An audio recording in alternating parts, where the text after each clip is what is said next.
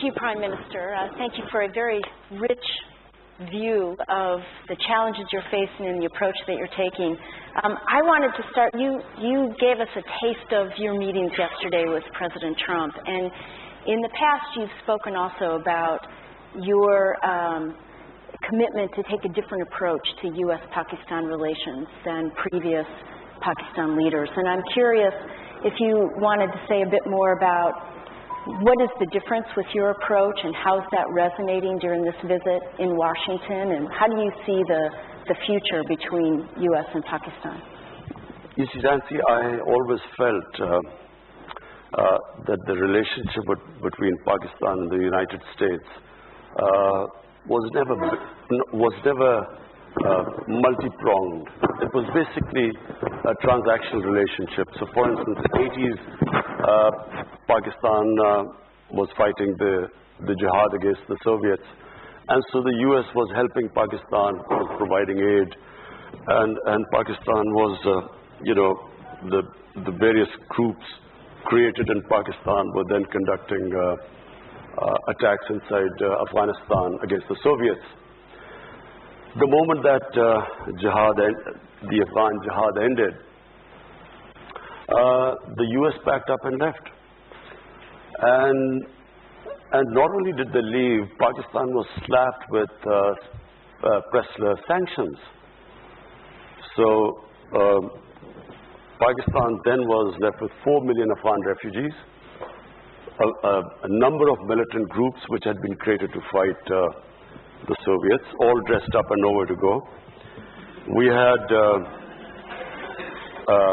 heroin, drugs that were used at some point to pay for the fighting in Afghanistan. So Pakistan, then first time we had these sectarian attacks and sectarian militant groups, which were first time we heard of sectarian attacks inside Pakistan. Then comes 9/11, and Pakistan again joins the U.S. I was then, I only had one seat in Parliament at the time, and I remember when General Musharraf was consulting all of us that the U.S. wants us to join them in the war. I opposed it. I thought Pakistan should stay neutral. And I'll tell you why I thought Pakistan should stay neutral. We had created these jihadi groups in the 80s. We had indoctrinated them in the idea of jihad. That foreign occupation in Afghanistan, it was a religious duty to fight them. So all these groups, including Al-Qaeda, had arrived in Pakistan. Now comes 9/11, then the U.S. invades Afghanistan.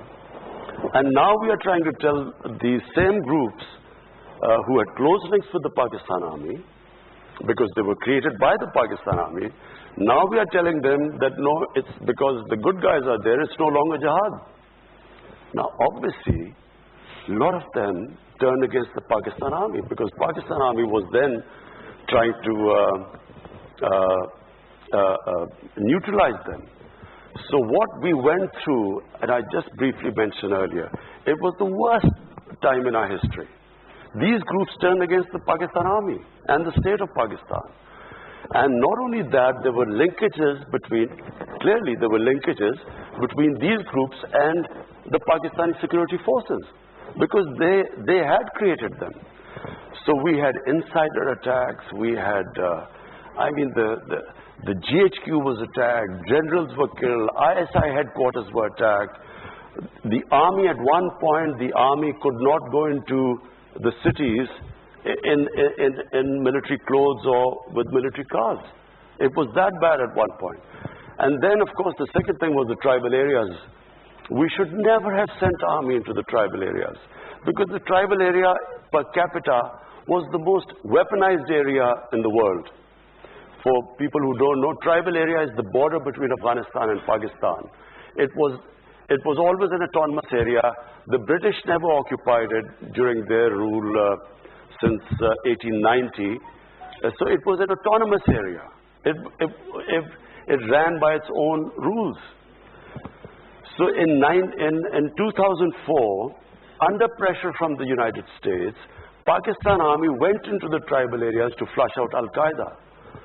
Now, what happened was that when, after Tora Bora in Afghanistan, a few of the Al-Qaeda moved into our tribal areas, which were semi-autonomous. So when they sent the army in, armies are not meant to go into civilian areas. Whenever you send your army into civilian areas, you can ensure that there will be human rights abuses, there will be collateral damage, there will be innocent people killed, because there's no army there. They're just guerrillas operating from villages. So, the collateral damage created what became the Pakistani Taliban. There was no Pakistani Taliban before. So we then had the people of tribal areas suffered. One point there were these militants, the other side was the Pakistan army. Half of the tribal area was then internally displaced.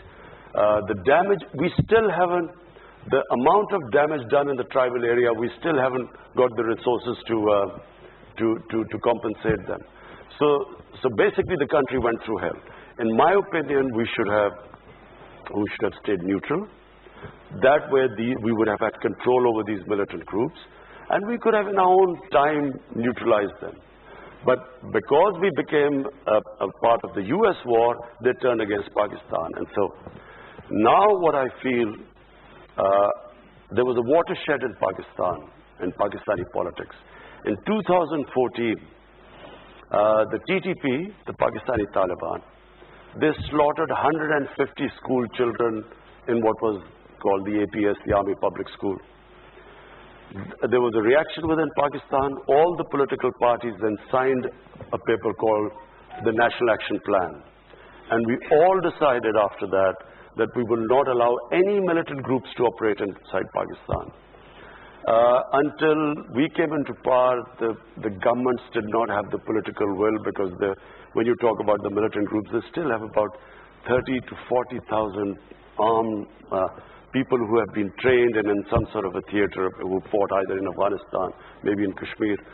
So we were the first government who has now started disarming all the militant groups. This is the first time it is happening. We have taken over their institutes, their seminaries. We've got administrators there. So it is the first time in Pakistan that we have decided there will be no armed militias inside our country. Which relates to the next question I want to ask you, and it's been in the news a lot. It's clearly a significant element in U.S.-Pakistan relationships, and that's what you referred to as well, the ongoing Afghan peace process and the possibilities that we might actually have some breakthroughs. And building on what you just said, is the Pakistan government able and willing to make the commitments to really help move these dialogues forward, especially in the event that the Taliban and the Afghan government aren't able to get a meeting organized? It's just for people's benefit. The fear amongst the Pakistan military establishment was always that there would be a two-front situation. So there would be, the Eastern Front, which is India, and then if Afghanistan was also in the Indian sphere of influence, then Pakistan would be sandwiched between these two. And so this was always the worry about the Pakistan military establishment, and which is why they wanted what was called the strategic depth. But this has changed. Today, there is no concept in Pakistan of strategic depth, because we feel that by interfering in Afghanistan, in order to secure the strategic depth, we have actually done a lot of damage to our own country, and for no rhyme or reason, we have become partisan in Afghanistan's internal affairs. Now, and I speak for Pakistan Army because, normally there was that, there's Pakistan Army is this independent entity, and, the governments have no control over it. I can sit here and tell you that as I speak, the Pakistan Army is exactly behind the government's program. Whatever our policies from day one we've arrived, peace with India, they were behind. When I decided to release the Indian pilot who had been shot down in Pakistan, the army was right behind me. So we today speak as, that there's no difference between the policies of the Pakistan security forces or the Pakistan's democratic government. And we believe that we should not ever interfere in the internal affairs of Afghanistan. Let the Afghans decide what they want, what sort of government they want, and we should facilitate the peace process. So this is the big difference now. Okay. We are all on the same page, and fortunately now that the United States is on the same page too, because, after, the Einstein's definition of madness, trying to do the same thing over and over again and expecting a different result, 19 years of conflict. And if they had gone, thank God for President Trump, I mean, this could have gone on for another 19 years without any result. But it sounds like you're willing to use your leverage with the Taliban to facilitate the peace process. You see, which is a big welcome change. The Taliban delegation wanted to meet me a few months back, and when I became the Prime Minister. And it's because I always maintained that there was no military solution, while everyone else in Pakistan's political spectrum kept sort of agreeing that there was some military solution. So because of that, I had a certain amount of credibility amongst them. They wanted to meet me, but the Afghan government at that point did not want me to meet them. So I did not meet them, but now when I go back after meeting President Trump, and also I've spoken to President Ghani, now I will meet the Taliban and I will try my best to get them to talk to the Afghan government, and so that the election in Afghanistan must be an inclusive election where the Taliban also participate in it. Great, thanks. I want to ask something that's very important to people here.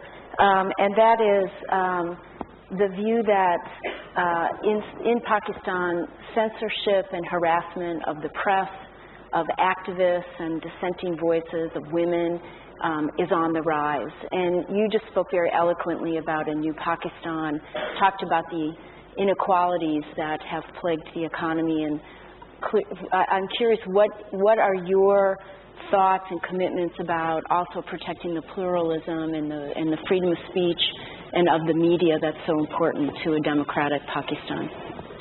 But just let me say one thing. My government, and time will prove this, will be the most inclusive government in Pakistan ever. We will try. We have already now ensured full protection for our minorities. We have, I won't go into details, but there's one element where we still have a problem. But what we have done, no government has done before. And I'll give you an example that there was this case of Asia Bibi. She was this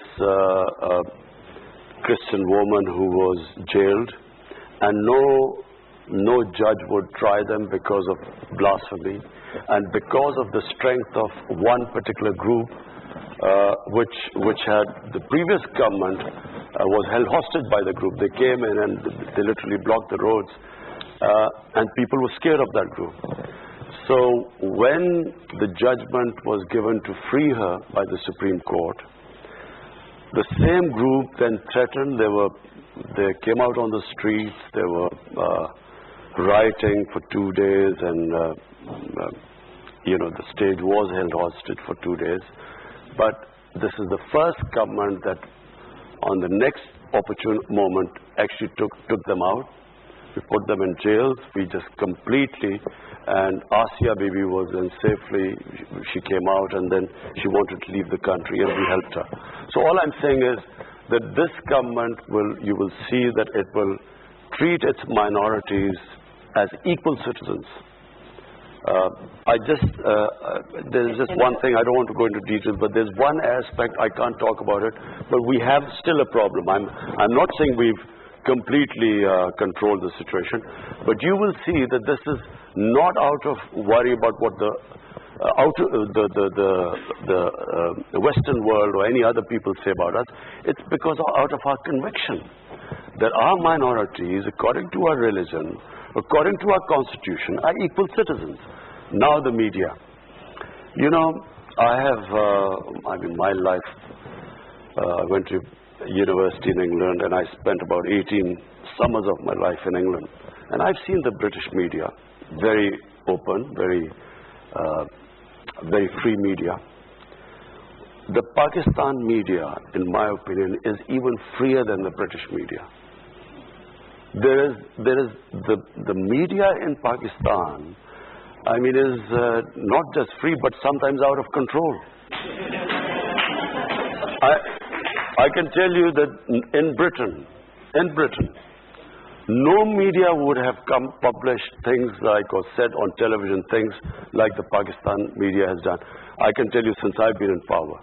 I mean, imagine, I don't even think in America this would be allowed, even though the media has this love-hate relationship with President Trump. More hate than love sometimes. But imagine that, again, a prime minister, and this man sits on television and says that I can tell you that he's getting divorced tomorrow. So if there was some truth in it, you would, okay, if he had some knowledge. But there's only me and my wife living together. Where did he get this information from? But this sort of thing, I mean, in the olden days, I can tell you that this guy would have been beaten up. Nawaz Sharif's time, the previous prime minister, he had journalists beaten up. Asif Zardari, people were petrified of him. People would disappear. In my time, I went to the legal channels, I reported it to the media, I went into the court.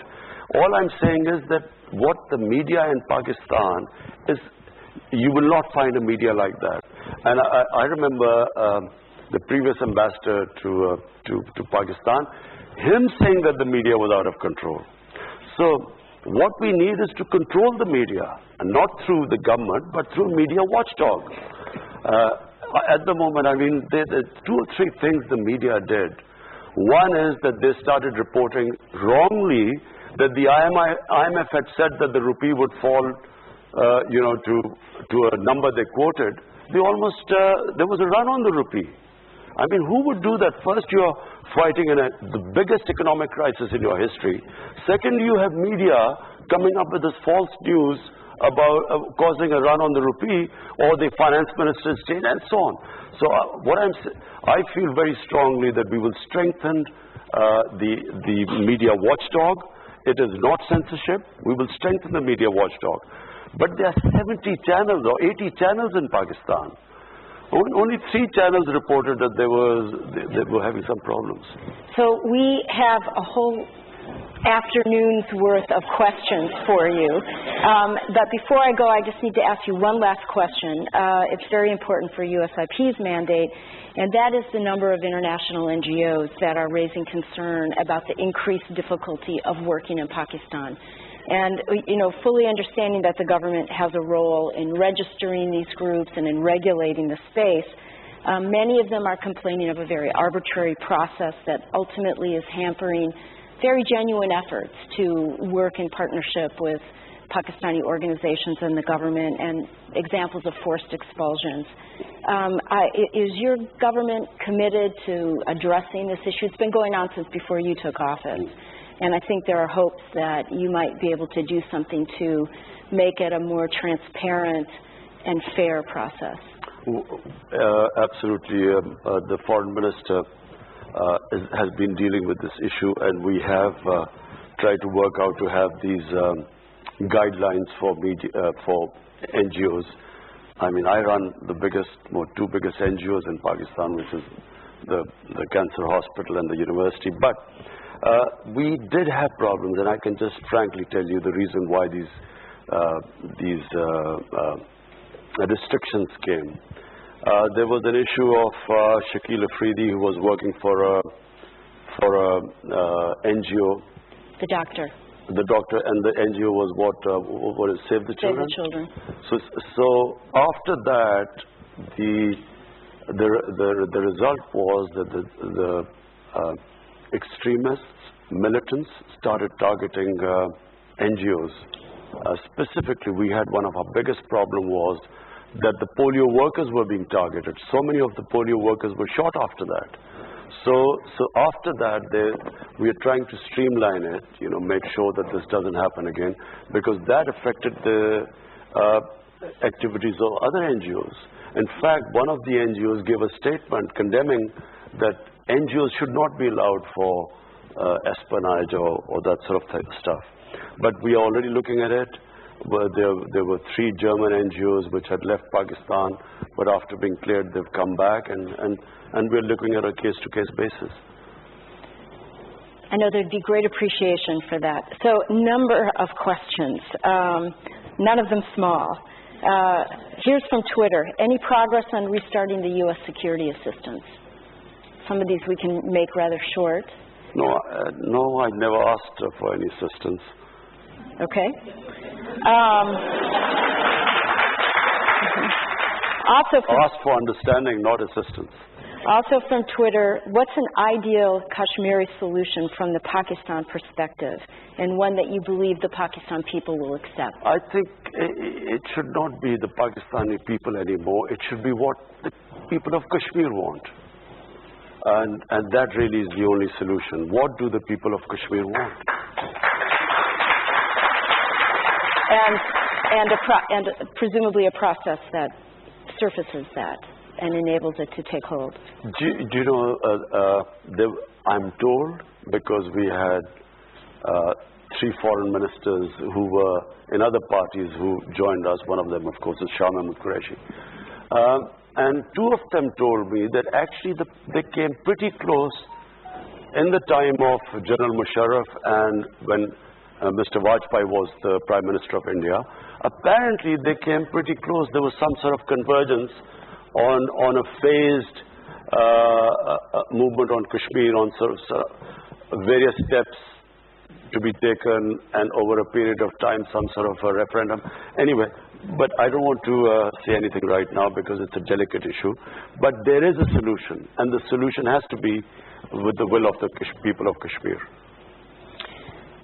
So you covered this, but I see about 4 questions going back to this issue of media censorship. And here's one particularly that talks about TV channels are taken off, journalists are facing threats, the party's official Twitter routinely cautions journalists of committing treasons. So in a country where many journalists have been killed, do you think such rhetoric will enable and incite violence and directly affect the freedom of the press? Do you know, Nancy, I'm probably one of the biggest beneficiaries of the media. When we had free media, I gained the most because I was, until 2001, there was only one television, and that was the national television, PTV, which was totally a government-controlled television. So with the independent channels coming in, I became the biggest beneficiary because we didn't have any money. I mean, my party was pretty small for a long time. So I was able to go on television and give my point of view. And that's how my party gained, because I had a way of conveying my manifesto, how I would deal with various issues. So there is no question in Pakistan of ever clamping down on the media. I can just tell you that. There is no question. What happens is sometimes, and I will, now that you keep asking, you were stuck on media, so I'll just go, I will just tell you a bit of truth about the media. There is, as Lee Kuan Yew once famously remarked, what was sometimes called freedom of speech by the media or freedom of expression is sometimes the freedom of the owners of the media channels to conduct whatever they want to do. So in Pakistan, what we had the situation where here we were fighting. I don't know how many of you know of the Panama Papers, the Panama Revolutions. So this Panama Revelations came about like the WikiLeaks, and our prime ministers, we discovered that he had these luxury apartments in London, most expensive Mayfair, he had these 4 luxury apartments. So like a opposition, like anywhere in the democracy, we asked him, where did you get the money to buy these flats? And then started this whole movement to get him to answer these questions. Now, there was a court case in the end, and in the court he was convicted. But do you know there was a media channel, one of the most powerful media channels, they did everything to protect him. Now this is not what a media is supposed to do. The media did everything. They covered up for him, not just protecting him. I, who was asking my democratic right a question to asking someone, where did you get the money? I was attacked. Personal attacks. I mean, the sort of attacks I faced, no political leader I challenged, no political leader would have gone through the sort of personal attacks they went, because, you know, they couldn't attack me on my, on integrity, so they went on these personal attacks. So this is not normal for media to do this. Media is not supposed to do this. Media is supposed to be a watchdog, to bring out, you know, play the role of an opposition. But they're not about personal attacks and trying to blackmail you. We just had another case right now. There's a judge who convicted the previous prime minister. Now this judge, the opposition brought out a video blackmailing him about him with some compromising video with some woman. They brought this up. This happens in Italian mafias. It doesn't happen in democracies. So, I mean, you know, sometimes, you know, I firmly believe that eventually we will have to move where the media owners will have to disclose their source of income. You know, just like anyone else, they'll have to say how much tax do they pay, what is the source of income. Even if you ask them how much tax you paid, some of these media say this is a freedom, it's against freedom of expression. So looking at it from that perspective versus a censorship regime, but more of a transparency effort is the focus. And Nancy, accountable media. Media should also be accountable. You know, you can't have a media sort of protecting criminals in a society. Okay, we're going to move the conversation. Here, there are a number of questions about Afghanistan. I think you've covered that. But here's one specifically asking, how do you view the peace talks about Afghanistan hosted by both Russia and Uzbekistan? You know, we should really get all the neighbors of Afghanistan involved with the peace talks, because this is, it should be the interest. Pakistan, the United States, and Afghanistan.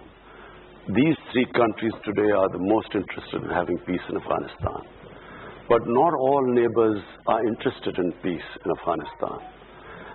Because, you know, for various reasons, people have their own, other countries have their own agendas. So I firmly believe that the U.S. should try and cooperate as many countries as possible. Because there will be people who will be trying to, you know, put a spanner in the works. And so if the neighbors are all involved, there's a much better chance of the talks going smoothly. And speaking of neighbors, there's a question saying, and you mentioned this in your opening remarks, what role can Pakistan play in easing the rising tensions with Iran and a number of other countries, including the United States, without damaging some of your other relationships? How are you thinking about that? You see, Pakistan is, you know, we're really indebted to Saudi Arabia, we're indebted to UAE, because the way they came forward, you know, when we were confronted with this, when we took over government, we only had 2 weeks of foreign exchange reserves. So we were staring at a default. And these countries came forward to help us, and so we are really indebted to them. But my worry about Iran is, I think, I'm not sure whether all the countries realize the gravity of the situation if there's a conflict with Iran. People don't understand, you know, this is not going to be the same as Iraq. this could be much, much, much worse. It will have great consequences for Pakistan, adverse consequences for our country.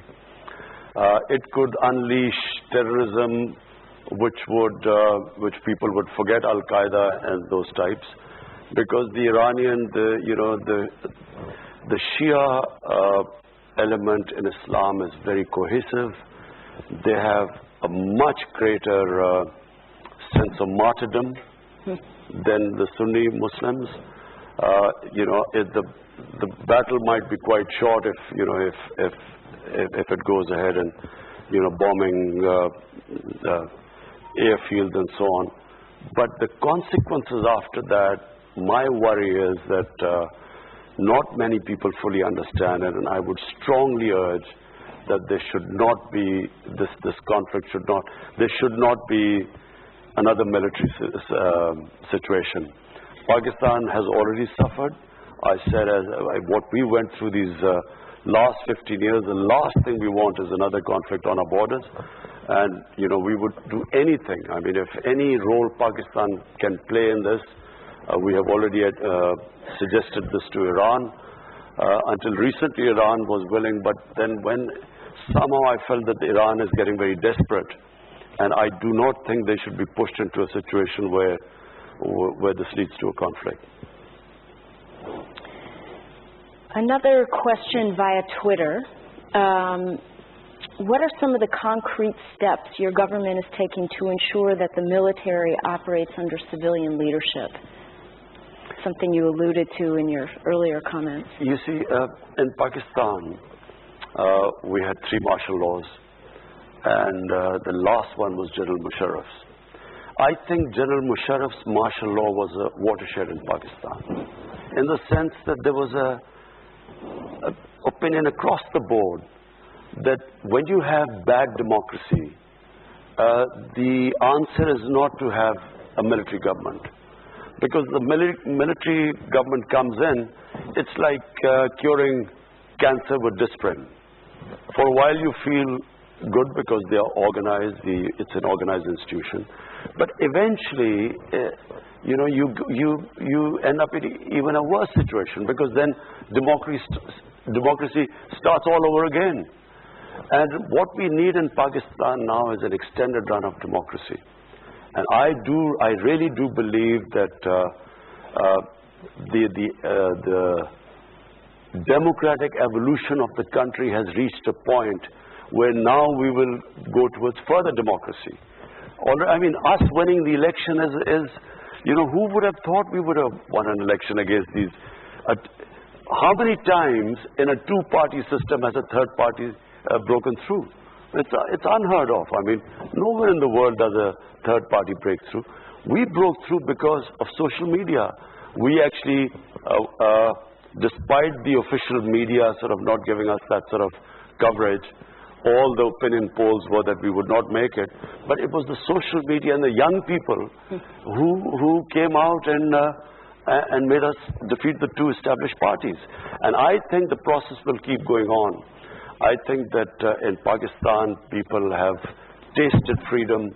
They understand, the power of the vote. In fact, social media has actually democratized the whole world. Everyone now has, they have Twitter, everyone can participate. That's how we're getting questions. Yeah. Well, I have 2 related questions on that I think build on the vision that you just articulated. And the first is, what will the government do to address closing space for civil society? And how does that fit into your vision? And closing space for civil society and activists. I don't understand. How is the government? Well, I think it's, you're closing space for civil society? There's another question about Gulale Ismail and other activists. You're talking about PTM. PTM. Yeah, that's it's PTM. called civil.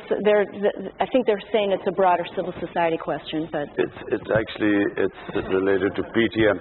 Look, all these years I kept saying, when Pakistan, I stood up in the National Assembly in our Parliament in 2004. I objected to the Pakistan army being sent into our tribal areas. No one understood the tribal areas. The only reason I understood the tribal areas is because some 30 years back, I wrote a book on the tribal areas. I did a travel book. I went all over and I understood the tribal areas. As I said, it is one of the most weaponized per capita area in the world. It's a most devolved democracy. Every village is an independent entity, and so they have never allowed outside interference to come into the tribal areas.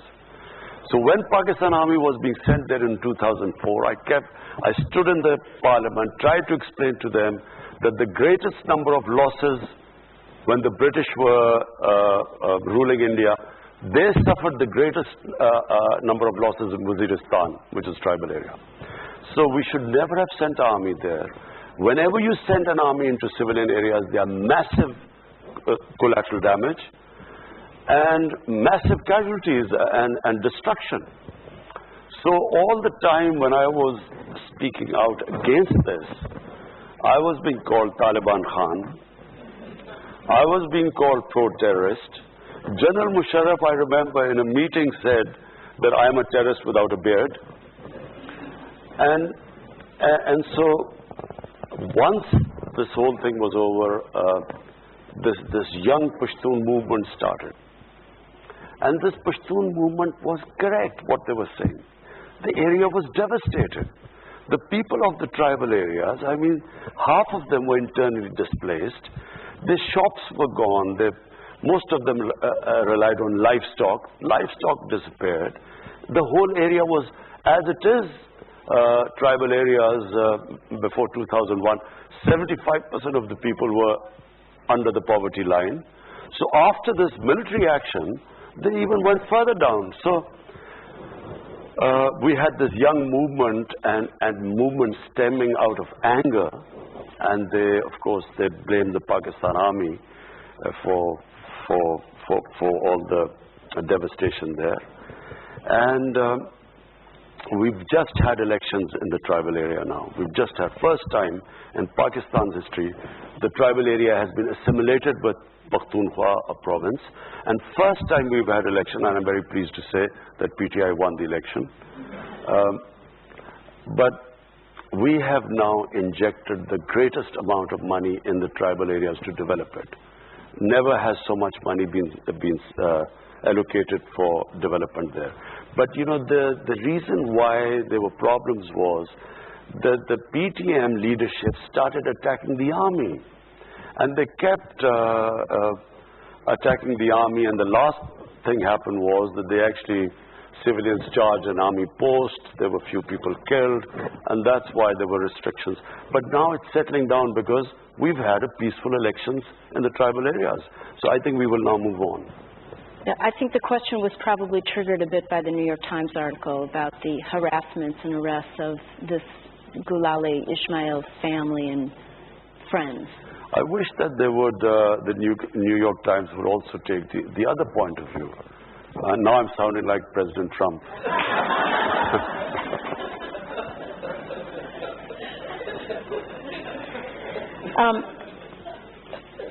So we have time for just a couple more questions. The U.S. has been asking Pakistan to do more in the context of terrorism. It relates a little bit to what you were saying.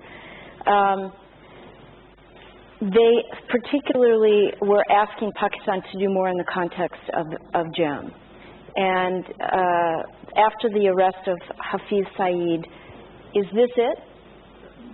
Will he stay in custody this time, or will he be allowed to go off again?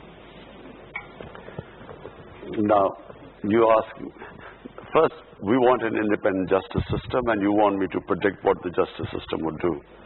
Now, look, let me just say, I repeat one thing again.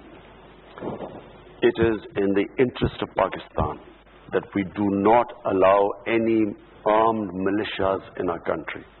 We have suffered. The country has suffered sectarian attacks. We have had the worst situation. It has affected our investment. Pakistan has not, it has destabilized us. This whole thing, Pulwama, what happened in February last year, it was clearly an indigenous thing. It was a Kashmiri boy radicalized by the brutality of the security forces. He blew himself up. But because this group claimed responsibility, which was in India as well, Jaish-e-Mohammed was operating in India, but Pakistan suddenly came in the limelight. So even before this had happened, we had already decided that we would disarm all militant groups in Pakistan. And it is in Pakistan's interest, I repeat, it's in our interest, because the country has had enough of militant groups.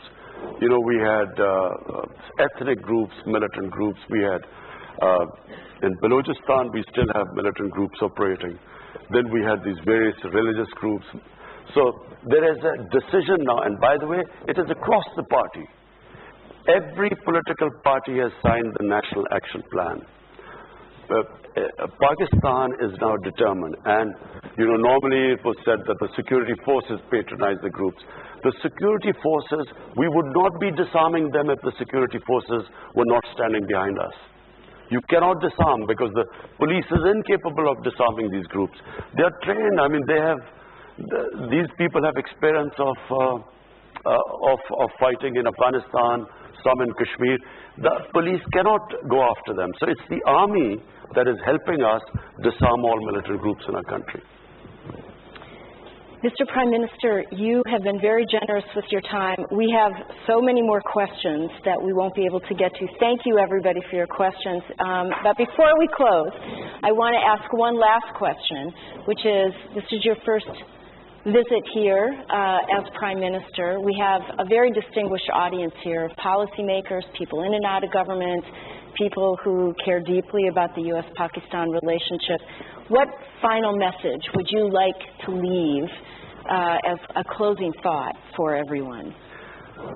I would like to, my message from my trip, first trip as the Prime Minister to the U.S., I would like to have a relationship between the two countries of mutual trust. I would like to have a relationship as equals, of friendship, not as it has been before, where Pakistan has sort of been, you know, it's like Pakistan wanting aid from the U.S. and then as for aid, Pakistan is expected to do certain things. The reason why I'm happy leaving the U.S. this time, because we have a relationship now based on a mutual interest, which is peace in Afghanistan. And, you know, if someone asks that, will you get this funds? I hate the idea that we would be asking for funds, not U.S., from anyone. Because aid has been one of the biggest curses for my country. What it has done is, it has created the dependency syndrome. We have become, you know, when I went on my first trip to Saudi Arabia, I came back, what have you got from there? As if I'd gone there to beg for money. And I think it's humiliating for a country. Countries rise because of self-respect and self-esteem. No countries rise by begging and borrowing for money. So my relationship with the U.S. would be, I would like a relationship with, a dignified relationship with the U.S., where never again should we ever have that humiliating phase. I can tell you as a Pakistani, never did I feel more humiliated when Osama bin Laden was taken out in Pakistan by the U.S. troops. Never did I feel more humiliated, because here was a country which was supposed to be an ally, and our ally did not trust us. So as a Pakistani, for every Pakistani it was humiliating. We never want to be in that same position again. We want to have a relationship of friendship. And it doesn't matter, you know, friend can be rich and the other can not be so rich. But so what? You know, it's about a dignified relationship, and that's what I hope to have for the U.S.